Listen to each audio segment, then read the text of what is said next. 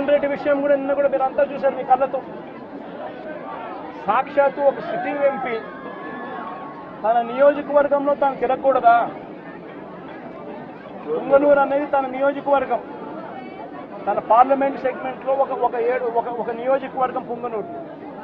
ఆ పుంగనూరుకు ఎమ్మెల్యే వాళ్ళ నాయన పెద్దిరెడ్డి రామచంద్రారెడ్డి. ఆ నియోజకవర్గంలో తాను రెడ్డెప్ప అని చిత్తూరుకు సంబంధించిన ఎక్స్ఎంపీ, ఆయన కూడా పుంగనూరులో నివాసుడు. ఆయన ఇంట్లో కూర్చొని ఉంటే ఏకంగా ఇంటిని దిగ్బంధం చేసి, ఇంటి మీద రాళ్లు వేసి, కారును ధ్వంసం చేసి, రెడ్డెప్ప కారును కాల్చేసి పోలీసుల సమక్షంలోనే ఇవన్నీ జరుగుతూ ఉన్నాయి అని అంటే, ఇంతకన్నా దారుణంగా లా అండ్ ఆర్డర్ పరిస్థితి, ఇంతకన్నా దారుణంగా దిగజారిపోయిన పరిస్థితి ఎక్కడైనా కనిపిస్తుందా? దొంగ కేసులు పెడతా ఉన్నారు, పోలీసులను ప్రేక్షక పాత్రగా పోషించే కార్యక్రమం చేయిస్తూ ఉన్నారు. చివరికి ఏ స్థాయిలోకి లా అండ్ ఆర్డర్ వెళ్ళిపోతా ఉంది అని అంటే, లా అండ్ ఆర్డర్ గురించి పట్టించుకునే పరిస్థితిలో పోలీసులు ఎవ్వరూ లేరు. లా అండ్ ఆర్డర్ ఏ స్థాయిలో వెళ్ళిపోతా ఉందనంటే, చివరికి అమ్మాయిల మీద అత్యాచారాలు జరుగుతూ ఉన్నాయి, పోలీసులు ఎవరూ పట్టించుకోవడం లేదు. అగత్యాలు జరుగుతూ ఉన్నా కూడా ఎవరు పోలీసులు పట్టించుకోవడం లేదు.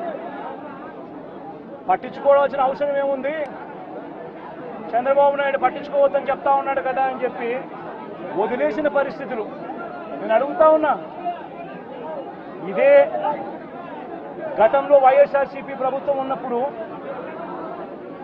ఏ రోజు కూడా తెలుగుదేశం పార్టీ వాళ్ళని చంపండి, తెలుగుదేశం పార్టీ వాళ్ళని కొట్టండి, తెలుగుదేశం లబ్ధిదారులకు మేలు చేయకుండా వదిలేయండి అని ఏ రోజు ఇన్స్ట్రక్షన్స్ ఇవ్వలేదు. ఏదైనా కూడా కొన్ని ఇప్పుడు పొంగునూరు లాంటి సిచ్యువేషన్స్ అనేవి జరుగుతూనే మనకి కనిపిస్తూ ఉన్నాయి. ఈరోజు నేను ఒకటే చెప్తున్నా, తెలుగుదేశం పార్టీ కార్యకర్తలకు అవనేయండి, సామాన్య ప్రజలకు అవనేయండి. ఎందుకు సామాన్య ప్రజల గురించి కూడా నేను మాట్లాడుతున్నానంటే, జగన్మోహన్ రెడ్డి గవర్నమెంట్లో తెలుగుదేశం పార్టీ వాళ్ళు ఒక్కలే ఇబ్బంది పడడం కాదండి. తెలుగుదేశం పార్టీ వాళ్ళు పార్టీల పరంగా రాజకీయాలుగా తెలుగుదేశం పార్టీ వాళ్ళు కానీ, జనసేన వాళ్ళు కానీ, బీజేపీ వాళ్ళు కానీ ఎన్ని ఇబ్బందులు పడ్డారో, కామన్ పీపుల్ విషయంలో కానివ్వండి, వాళ్ళ మీద దాడుల విషయంలో కానివ్వండి, డాక్టర్ సుధాకర్ లాంటి డాక్టర్స్ విషయంలోనే కానివ్వండి, డాక్టర్ అనితారాణి లాంటి డాక్టర్స్ విషయంలో కానివ్వండి, కామన్ పీపుల్ ఒక ముస్లిం కుటుంబం ఏదైతే ఆత్మహత్య చేసుకున్న సందర్భం కానివ్వండి, ఒక అమ్మాయి సూసైడ్ చేసుకుని 10th క్లాస్ అమ్మాయి సూసైడ్ చేసుకునే విధానం కానివ్వండి, చాలామంది స్నేహలత అనే అమ్మాయిని చంపేయడం కానివ్వండి, నాగమ్మ అనే అమ్మాయిని చంపేయడం కానివ్వండి, ఇలాంటి అంటే పొలిటికల్కి సంబంధం లేకుండా ఉన్న సివిలైన్స్ కూడా చాలామంది ప్రజలు కూడా ఇబ్బంది పడ్డారు. వీళ్ళందరి పరిస్థితి ఇప్పుడు ఎలా ఉందంటే, పరిస్థితి 5 సంవత్సరాలు చాలా ఇబ్బందులు పడ్డాం. ఈ 5 సంవత్సరాలు చాలా మేము నరకం చూసాం. సో ఈరోజు ఏదైనా ఒక విషయంలో ఒక ప్రొయాక్టివ్గా ఒక స్టెప్ తీసుకోవడానికి కొంచెం సిద్ధపడుతున్నారు కొంతమంది.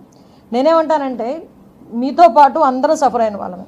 అందరికన్నా ఎక్కువగా చంద్రబాబు నాయుడు గారు, పవన్ కళ్యాణ్ గారు కూడా సఫర్ అయ్యారు. చంద్రబాబు నాయుడు గారిని ఏ రకంగా ఇబ్బంది పెట్టారో మనందరికీ కూడా తెలుసు. పవన్ కళ్యాణ్ గారు నడి రోడ్డు మీద ఆయన్ని ఈవెన్ నగర బహిష్కరణ అన్న రకంగా కూడా ఆయన్ని ట్రీట్ చేయడం కూడా మనందరం కూడా చూస్తున్నాం. ఇటువంటి సిచ్యువేషన్స్లో ఈరోజు మనం అధికారంలో ఉన్నాం. అధికారంలో ఉండేటప్పుడు సంయమనం పాటించాల్సిన అవసరం తెలుగుదేశం పార్టీ కార్యకర్తలు కానీ, జనసేన పార్టీ కార్యకర్తలు కానీ అందరికీ కూడా ఉంది. ఎందుకంటే వాళ్ళు రెచ్చగొట్టే తీరులో ఉన్నారు. ఏ రకంగానైనా బురద జల్లే పరిస్థితిని తీసుకొస్తున్నారు. వాళ్ళు ఎంత తెలివైన వాళ్ళంటే, కోడికత్తి శ్రీను డ్రామా ఆడి ఒక్కసారి సీఎం కుర్చీలో కూర్చున్నారు, మళ్ళీ గులకరాయి డ్రామా ఆడి మళ్ళీ సీఎం కుర్చీలో కూర్చోవడానికి కూడా సిద్ధపడ్డ వ్యక్తులు వాళ్ళు. సొంత బాబాయిని చంపి తిరిగి ఆ రక్తాన్ని చంద్రబాబు నాయుడు గారికి రాయాలని చూసిన వ్యక్తులు వాళ్ళు. అలాంటి వాళ్ళు ఈరోజు 164 సభ్యులు ఇంచుమించుగా మనకు మ్యాండేట్ ఇస్తే దాన్ని కూడా ఏదో రకంగా డిస్ట్రాయ్ చేయడానికి, గవర్నమెంట్ మీద బురద చల్లడానికి వాళ్ళు చేసే ప్రయత్నాలు చేస్తున్నారు. మీకు బాధ ఉండడంలో తప్పు లేదు, బాధ ఉంది కాబట్టి మేము ఏదో ఒక స్టెప్ వేస్తున్నాం అన్నది కూడా తప్పు. ఈరోజు చట్టాన్ని ఎవరు కూడా చేతుల్లోకి తీసుకోవాల్సి